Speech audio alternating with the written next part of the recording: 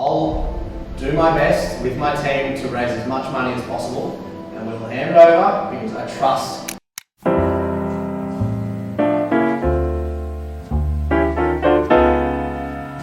Really excited. So this is the first time that Philanthropy Australia and Australian Philanthropic Services have come together to produce a co-designed event that features a high-impact, successful social partnership. So we're so excited to be doing this together and to be featuring Noah and Ned, and we really want to unpack the componentry of what makes this partnership work.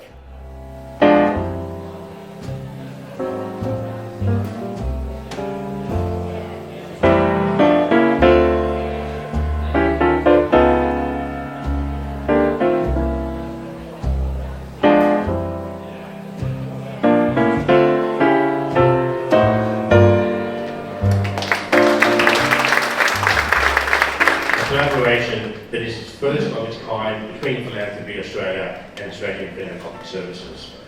Tonight we're exploring purpose, philanthropy and the power of persistence. Welcome everyone to your not so ordinary Tuesday evening.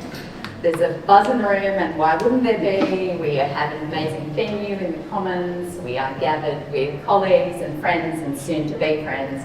We're about to hear from two Australian impact icons. What I'm going to do is I'm going to read a series of questions, and it's a game of true or false. False? It's true, and we did have a name change as well. Yeah.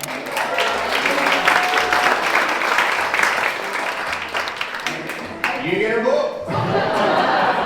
And we'd love to understand tonight the componentry of what has made this partnership work. I'm from Melbourne, but no matter where you're from, anywhere across Australia, I'm sure everyone's seen a pretty familiar scene, which is you're walking through the CBD or even in regional areas and you see people on the sides of the street. And then there was just one moment where I saw these people on the sides of the street and I was like, actually that's pretty strange, I don't know why that's happening. When I was doing those 50 marathons, I was raising for the Red Cross, raising money. I didn't really know who to raise money for at the time. All I knew is I wanted to help these people. In a very similar instance as Noah, I saw people on the street who needed help and I wanted to take action. I didn't want to sit around waiting to see what best way to do it. I just went, let's do it. About this next evolution, because we are really heading in from, we had the initial building phase and the excitement of that, and then the scale up, and we feel like we're going into this next era. I wanted to see the impact directly. I wanted to see a small charity who wanted to do good,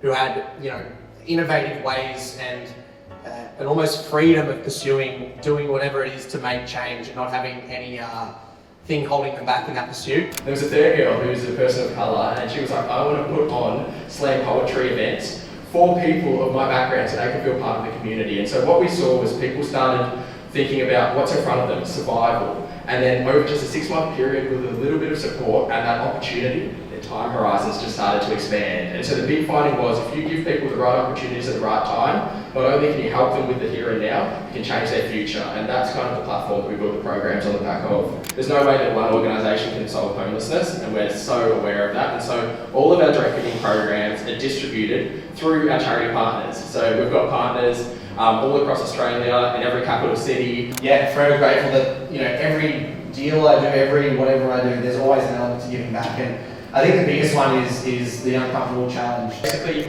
we are going to be getting as many people through these programs as quickly as possible to get people into housing, and we've now added a second component on as well, where we've got an employment pathway through toll. 5 days ago, we had a chat on the phone where we were in a similar situation talking about it, and we didn't make an agreement.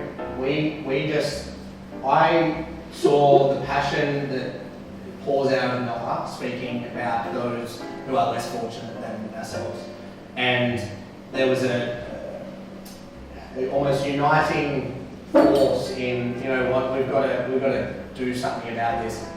I'll do my best with my team to raise as much money as possible, and we'll hand it over because I trust. There's no hey, you better do this because we've raised this amount. It's like, we've done this because I trust you, what you're going to do.